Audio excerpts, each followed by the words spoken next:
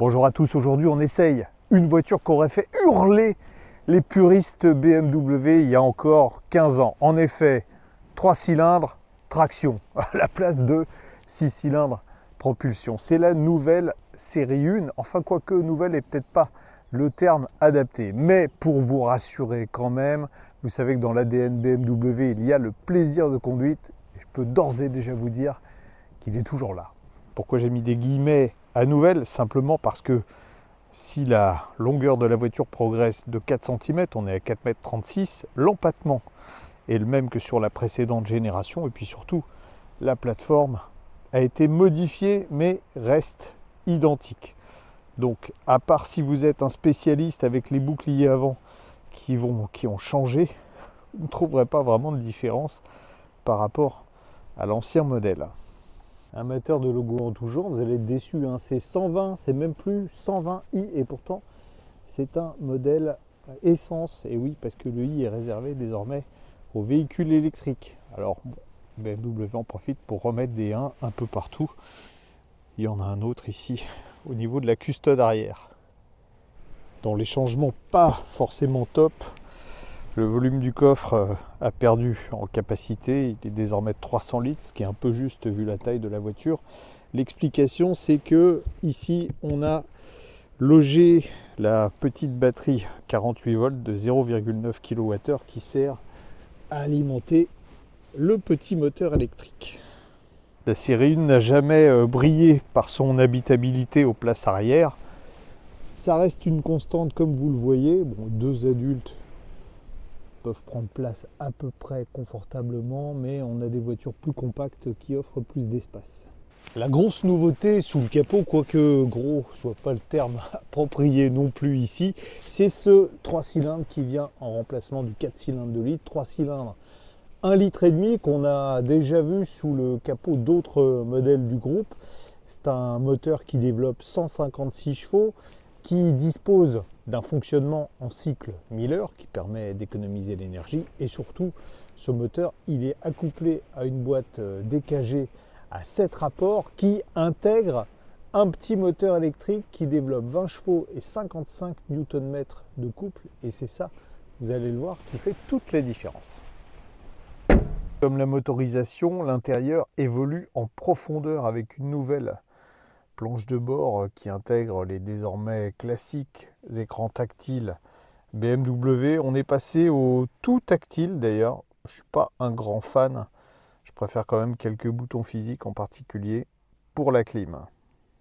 Pas fan non plus des nouveaux aérateurs BM. Bon, vous voyez, il y a il faut actionner deux leviers pour basculer les ailettes à droite, à gauche, ou en haut, en bas. Et puis ici l'ouverture, vous jugerez par vous-même. La dalle compteur, on la connaît avec des possibilités de réglage, d'affichage différents. Ça reste du numérique aussi. Vous connaissez mon goût en la matière, moi j'aime bien des cadrans, même s'ils ne sont que virtuels, j'aime bien des cadrans circulaires. Tous pilotent depuis cet écran central de 10,7 pouces.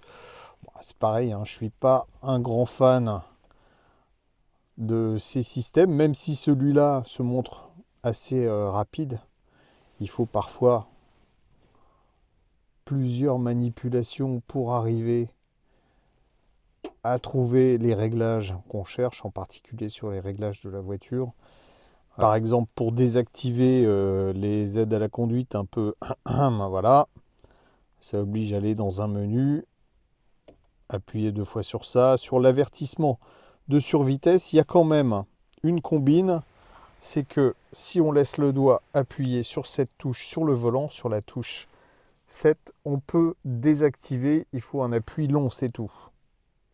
Un rangement avec chargeur à induction pour smartphone, mais en revanche, vous voyez, la qualité des plastiques ici, je trouve que c'est pas tout à fait digne d'une BMW dont le tarif est quand même pas très loin pour notre version des 50 000 €. Ce qui a changé aussi, c'est le bouton de démarrage, la commande de boîte. Et vous remarquerez que la molette pour gérer le système d'infodivertissement a disparu. Donc là, on a un petit bouton classique comme sur cette... C'est pas ce que je préfère en fait. Sur notre version, on dispose du pack Innovation qui est facturé 3 600 € et qui permet d'avoir un affichage tête haute bien pratique. Une petite vue encore du tableau de bord. Je trouve pas que la forme est très séduisante, ça fait triste. Plus de cuir dans les nouvelles BMW, on peut avoir comme c'est le cas ici des sièges en simili, mais c'est une option quand même qui est facturée 900 €. Et une fois n'est pas coutume, on démarre notre essai routier en ville avec une première bonne surprise, c'est que le moteur se fait totalement oublier. Bon, certes, on a quand même le petit moteur électrique, mais qui n'est pas capable d'entraîner seul la voiture. Et surtout, le 3 cylindres, habituellement, c'est toujours un petit peu bruyant, ce type de moteur. Ben là, on l'oublie totalement, de même que la boîte de vitesse à 7 rapports. Et vous, là, voilà. C'est ça que je voulais vous montrer aussi. Un ralentisseur. Alors, la suspension, on va dire, est plutôt pas ferme, mais c'est un confort à l'allemande. Ce que j'appelle un confort à l'allemande, c'est un bon maintien, des suspensions qui ne sont pas aussi moelleuses que ce qu'on pourrait trouver sur certains modèles français, mais par contre une bonne qualité d'amortissement. En clair, ça ne percute pas. On va prendre un autre ralentisseur là, vous voyez. On n'est pas boum, mais ça reste moins souple que ce qu'on peut avoir par exemple, je prends toujours l'exemple le même, une Citroën qui reste la référence. Bah, très agréable hein, cette 120 en ville, parce que passage des rapports tout en douceur, suspension tout de même confortable, moteur qui se fait oublier, bonne surprise.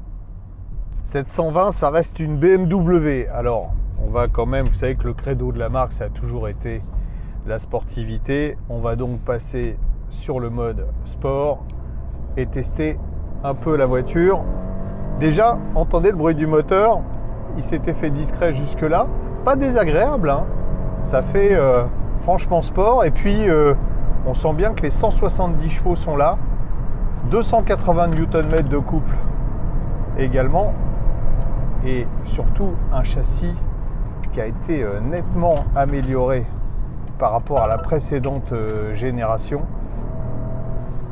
avec une direction qui est incisive.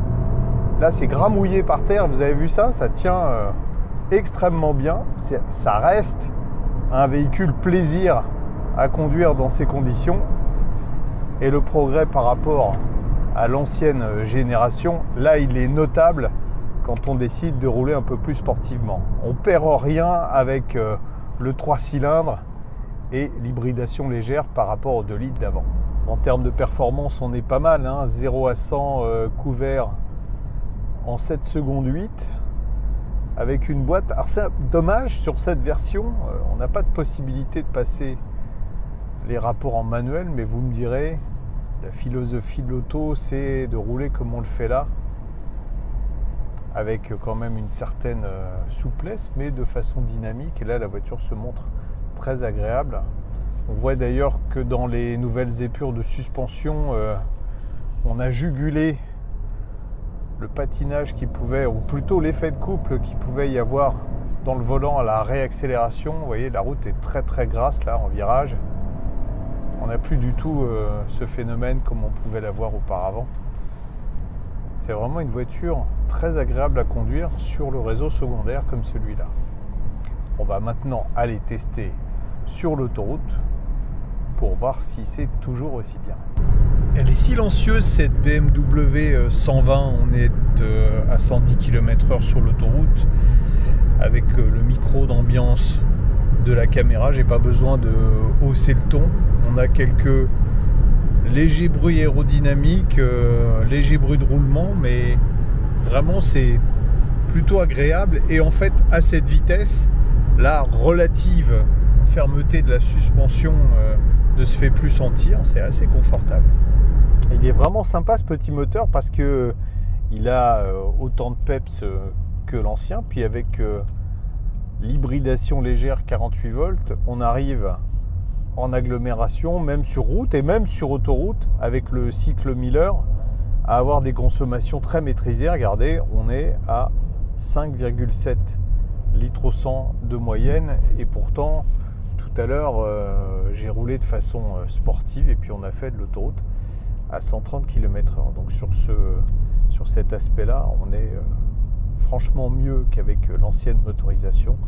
On est environ 1 litre de moins en moyenne. Cette BMW 120 progresse plus que ne le laisse supposer son style. Pour ceux qui s'inquiétaient à propos de la mécanique, eh bien, le passage de 4 à 3 cylindres n'a rien fait perdre en agrément. Au contraire, on a un moteur que je trouve plus pétillant et surtout qui consomme moins. Ça évolue aussi beaucoup à l'intérieur, mais là je vais être plus critique parce que le passage au tout tactile, ça n'est pas forcément ma tasse de thé. Et il y a un défaut tout de même, c'est qu'on a perdu en capacité de coffre. 300 litres, c'est un peu juste pour une voiture qui dépasse les 4,30 m, d'autant que l'habitabilité arrière reste assez mesurée comme dans la précédente génération. Mais le plaisir de conduire est toujours là, il est même supérieur. Tout ça pour un tarif de 38 900 € pour le modèle de base, et dès qu'on rajoute quelques options pour certaines obligatoires, on en arrive au tarif de notre modèle d'essai, 48 800 €. Là, honnêtement, ça fait quand même un peu cher.